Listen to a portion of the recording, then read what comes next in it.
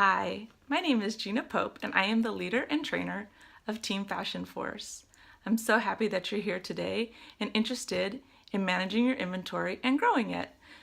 Let me give you a little background about myself. I am a 22-year veteran and retiree of your United States Air Force, and I'm extremely proud. A little more, let's see, I have a degree in business and an advanced degree in leadership. I also have a degree in education and training and a degree in hotel and restaurant management. That probably just makes me extremely overeducated. Let's talk about inventory management. All right, so when our company started you off, they did a fantastic job at giving you our top sellers in the company. They gave you a package of 350 to 400 of the company's best-selling items. So what they did was they collected the items that were selling the best at the time and gave them to you. And those items were fantastic sellers, or are fantastic sellers, but they were just a starting kit. So what I'd like you to do is think, how long can I reinvest my money without taking money out of my business? Maybe that's 30 days, maybe that's 90 days, maybe that's 6 months. The longer you can do that, the more your inventory will be able to grow and the quicker your business will blossom.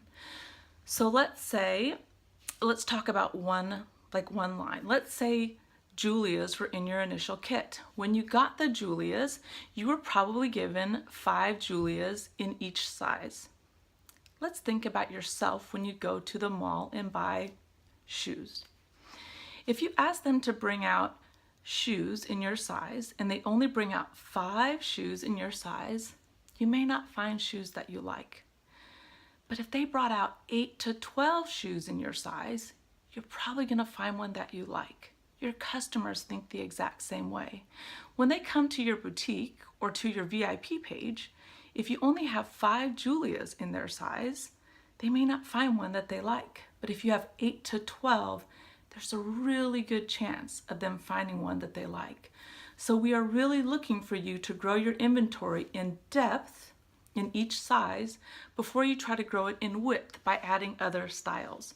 So we would love for you to reinvest your money and grow the depth in each of the sizes of what you've got. And then once we have 8 to 12, that magic number in each size, then let's move on and add styles. Okay, so the next thing that we want to talk about is, what are we going to do once everything that I got in my initial kit is at that magic 8 to 12 number? What am I going to add? Am I just going to add what I love? Because I know that's what I wanted to do. I love blank, so I just want to add that. This is the hard part. This is when we have to start thinking like retailers. I know you guys are on those home office updates because that's how your business blooms. Patrick says it all the time, think like a retailer. Okay, here's what we want to do. We want to do this. We want to add our fastest sellers first. Our fastest sellers are our shirts. If you go in your closet, your own personal closet, what's in there? Bajillion shirts. We have a ton of shirts because shirts pair with everything. We pair our shirts with our skirts, our pants. Sometimes we put them over our dresses. So we want to make sure that the first thing we add to our line is our shirts. You want to carry all of the shirts that we have. So you want to make sure you have Randy's and Perfects and Classics and Irma's. You need to carry all of those shirts before you add anything else to the line. So when we're talking about thinking like retailers, make sure that you remember it's not just about what you like, because I guarantee you there is at least one of those shirts that I don't personally love. And when I say I don't love it, I mean I don't even own one of them. You probably have never seen me in one of them. If you've looked at my personal feed, there's not one of them in my personal feed. But I carry it and I sell a ton. So please carry all of the shirts first. That's what you want to add, and you want to add 8 to 12 of them. The next thing is leggings. Leggings probably need to be about 40% of your overall inventory. Why? 40% is a ton. But the reason we want 40% is because leggings sell. We sell a ton of leggings. Another great reason for 40% of leggings is because occasionally we have some issues with leggings and there's a shortage. This is a great reason to have so many. So if there is a shortage and you have 40% of your inventory in leggings, you can weather out a shortage with no problem. So then we come to this question: how much should I have? How many pieces should I have? Should I be shooting for 7,000 pieces? Holy smokes, who would have room for that? Okay, what's your goal? Let's figure that out. Like, what is your goal? Do you want to sell 100 pieces a week? Because there's actually an amazing formula to figure out how many pieces you should be shooting for. If you want to sell 100 pieces a week, then you need to shoot for having 10 to 15 times that number. So that's to say, if you would like to sell 100 pieces a week, you need to have 10 to 15 times that number. That would be 1,000 to 1,500 pieces in your inventory. That's the formula. Figure out what your weekly sales goal is and multiply that by 10 to 15. That's the number you're shooting for. That's what you'd like to get to in your inventory. All right. So next, speaking of your personal closet, this is a pretty, it's not a fun concept to talk about, but I'd like to talk to you about it because I fall into this trap all the time. You guys, we get a box in and it is like Christmas. 99% of the time it's like Christmas. We get that box in, the UPS man shows up, there's like this giddy excitement. We run out there, he probably feels stalked. UPS drivers probably don't love LuLaRoe people. He feels stalked, we run out there, we grab the box, we open it, and we want to love what's in the box, right? We want to love it. Sometimes we open the box and we're like, yeah, not love, right? It's okay. We don't have to love what's in the box, you guys. Somebody, one of our customers, loves what's in that box. As a matter of fact, a bunch of our customers love what's in that box. Keep in mind that we are not only getting things for us. We are getting things for all of our customers. Have you ever been at a pop-up and had somebody pick something up and you're like, yes, that is gone. That is out of my inventory. And you are trying not to have like a giddy smile that somebody picked up that last bunny Irma. Yay! Yeah, because that is made for somebody. So keep in mind that you don't have to love every single thing that comes in the box, and you don't have to fall in love with every single box that comes to you, because somebody loves every single thing in that box, and that's where we really have to think like retailers. Now, don't get me wrong. It's okay to be excited when the box comes and you do fall in love, but just remember, it doesn't have to be love every single time. Okay, and by the way, speaking of the box, have a goal in mind of what you are allowed to keep out of that box. I think a good estimate is maybe 1 item for every 20 sold, but just ahead of time, have a goal as to what's reasonable for you to keep and what's not reasonable so that you can keep your business on track. Okay, let's see. While we're talking about our products, make sure that when you speak about our products, we always use like a positive word to talk about them with. If you have something that you don't like, be really careful about using terms that have a negative annotation with them.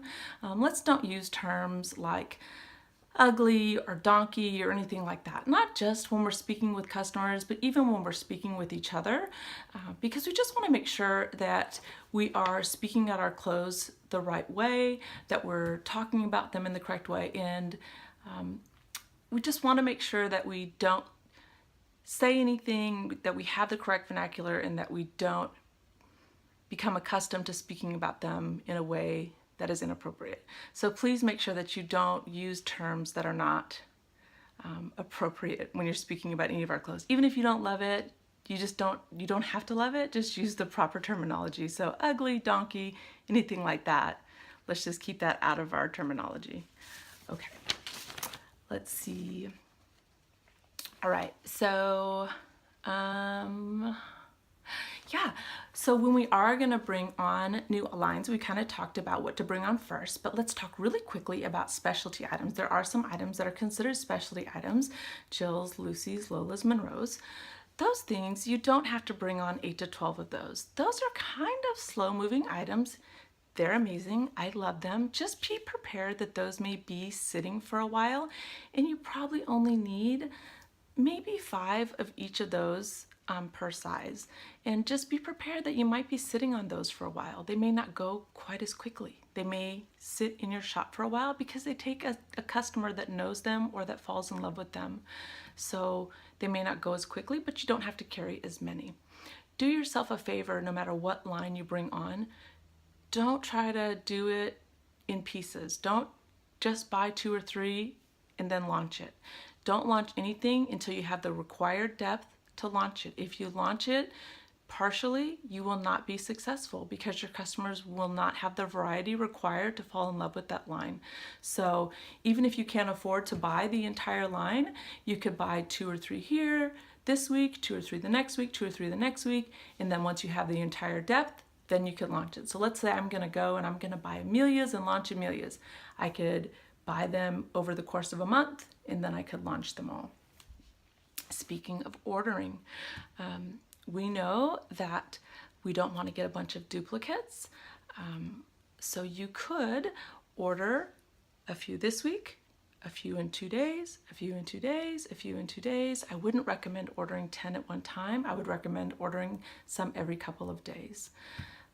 The next thing I would talk about is you do need to order weekly. This is going to keep your customers engaged and excited in your page. Having something new and fresh constantly, even if it's just 33 pieces a week, letting them know that you are constantly up to speed with the company and have new stuff coming in for them is going to keep them engaged with you and your inventory. So please make sure that you're ordering weekly. This is really difficult for me, but sometimes you just have to order blind. I definitely have a compulsion to make sure that everything is just so. I want to make sure that my numbers are always proper, but sometimes you just have to order blind. So you may end up with a classic too many, or a perfect too many, or a Julia too many. Sometimes you just have to look at what you sold last month, and you have to order off of that. It's okay. You'll sell it in the forward. So sometimes you just have to order blind, but please make sure that you're ordering weekly so you always have a box coming in.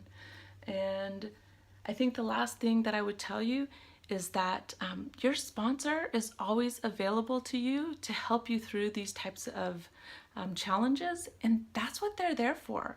So please make sure that you're reaching out to your sponsor, to your upline trainer, to your coach, and even to your mentor. Your upline is there for you, and they are excited, able, and willing to help you. We are all so happy to be on this journey with you, and we cannot wait to see you rock it. Thank you for listening to me, and I hope that you have the most amazing day. All right, be blessed, y'all. Bye-bye.